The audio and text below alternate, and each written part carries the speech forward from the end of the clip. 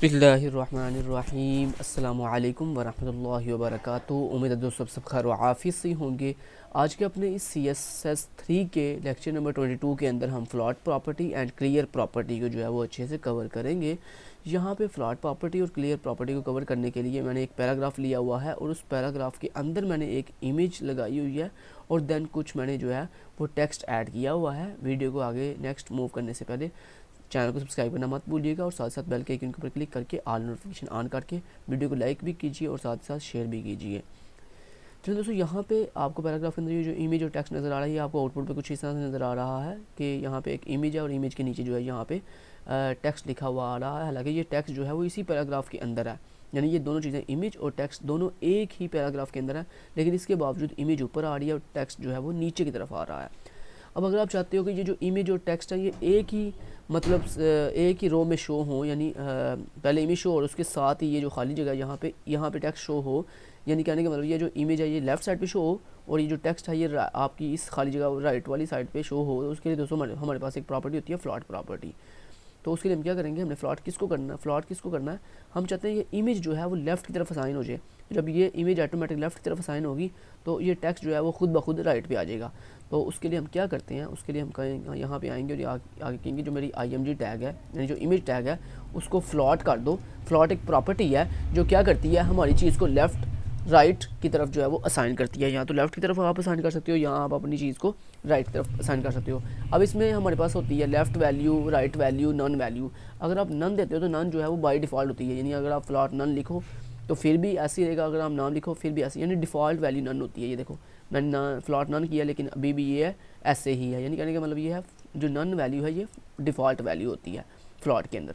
उसके बाद अगर मैं यहाँ पे लेफ़्ट लिख देता हूँ तो क्या होगा, मेरी जो इमेज है वो मेरे ब्राउज़र के ऊपर लेफ़्ट की तरफ जो है वो असाइन हो जाएगी और जैसे ही वो लेफ़्ट की तरफ असाइन होगी तो ये जो टेक्स्ट है ये राइट की तरफ खुद ब खुद असाइन हो जाएगा। F5 से रिफ्रेश किया और ये देखो जो मेरी इमेज है वो लेफ़्ट की तरफ मूव कर गई है और जो मेरा टेक्स्ट है वो राइट की तरफ आ गया।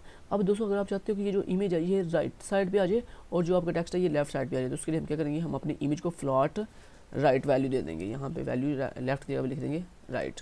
जैसे मैंने राइट लिखा, अब मैं आपको दिखाता हूँ, F5 से रिफ्रेश किया और देखो आपका टेक्स्ट लेफ्ट साइड पे आ गया और जो इमेज है वो राइट साइड पे चली गई है। अब अगर आप अगेन जो है वो यहाँ पे राइट की जगह पे लेफ्ट लिखेंगे तो अगेन आपकी इमेज जो है वो लेफ्ट की तरफ चली जाएगी और जो टेक्स्ट है वो राइट की तरफ चला जाएगा। F5 से रिफ्रेश किया और ये देखिए कुछ इस तरह से, ठीक है। तो यानी अपनी चीज़ को लेफ्ट या राइट की तरफ मूव करवाने के लिए किसी भी चीज़ को हम जो है फ्लॉट प्रॉपर्टी यूज़ करते हैं, जिसके अंदर हम लेफ्ट या राइट वैल्यू जो है वो देते हैं।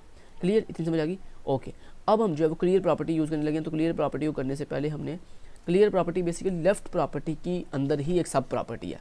जो क्लियर प्रॉपर्टी है वो हमारी इस ये जो लेफ़्ट कह रहा हूँ ये जो फ्लॉट प्रॉपर्टी है इसके अंदर ही हमारे पास एक सब प्रॉपर्टी जिसका नाम है क्लियर प्रॉपर्टी, ठीक है।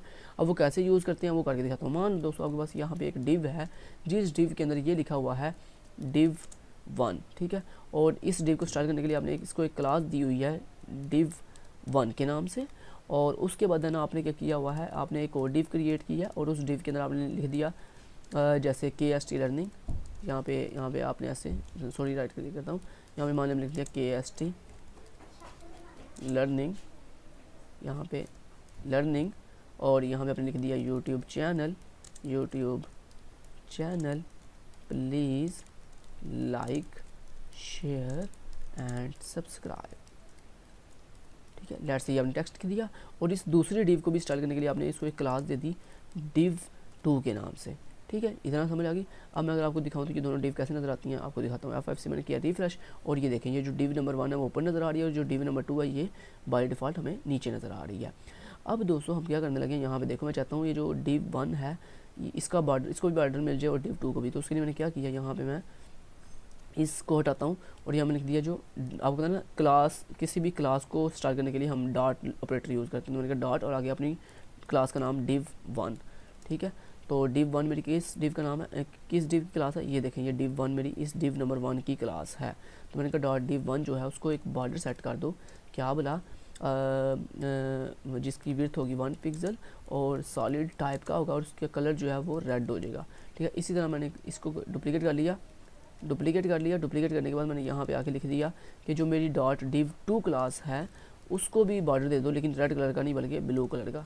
यहाँ पे मैं ब्लू लिख लेता हूँ और आपको दिखाता हूँ, आप ज़रा गौर कीजिएगा ज़रा। FFC मैंने की दी है रिफ्रेश, और ये देखें ये ऊपर में div नंबर 1 है और नीचे div नंबर 2 है। अब लेट से दोस्तों आप चाहते हो ये जो div नंबर 1 है ये फ्लॉट हो जाए, मतलब लेफ्ट की तरफ असाइन हो जाइए राइट की तरफ।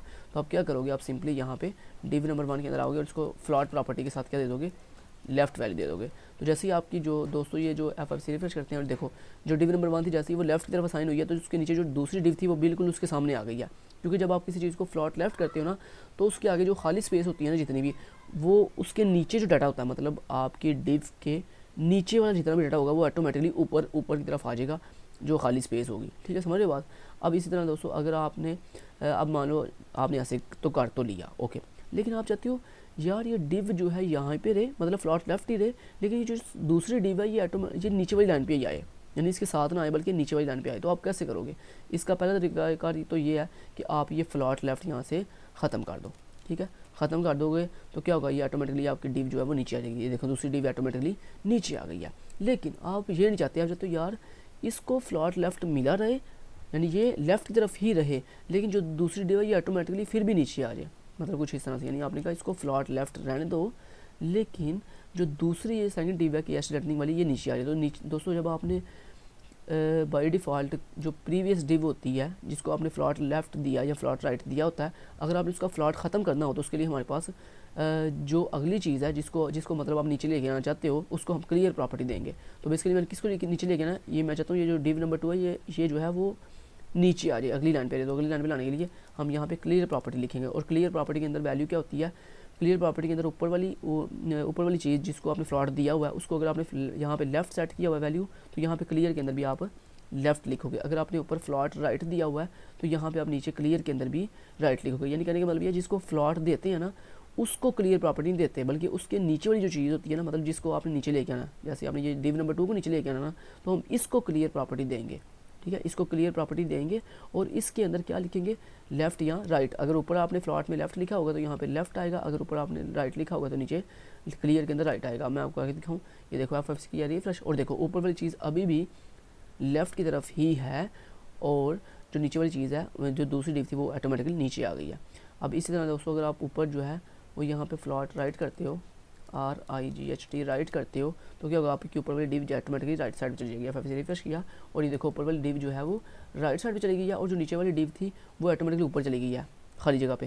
अब आप चाहते हो ये जो नीचे वाली div है ये नीचे आ जाए, तो उसके लिए मैंने आपको कहा था ना जिसको आप फ्लॉट राइट देते हो तो नीचे आपने क्लियर के अंदर भी, अब ये इसने क्लियर क्यों नहीं किया इसको, क्योंकि आपने जो है फ्लॉट राइट दिया हुआ है और नीचे आप जो है क्लियर लेफ्ट लिख रहे हो, तो ऐसे नहीं होता है। अगर ऊपर आपने फ्लॉट राइट दिया तो नीचे आपने क्लियर करने के लिए भी यहाँ पे राइट ही लिखना था। तो यहाँ पे मैंने लिखा राइट क्लियर राइट, मैंने कहा जो मेरी राइट साइड है वो क्लियर कर दो। जैसे उसने राइट साइड क्लियर की तो देखो मेरी जो दूसरी चीज़ थी वो ऑटोमेटिक नीचे ले आया। क्लियर जी, समझ आ गई। लें जी, हमने क्लियर प्रॉपर्टी भी कर ली, फ्लॉट प्रॉपर्टी भी कर ली। Thank you so much, till then guys, take care, अल्लाह हाफिज़।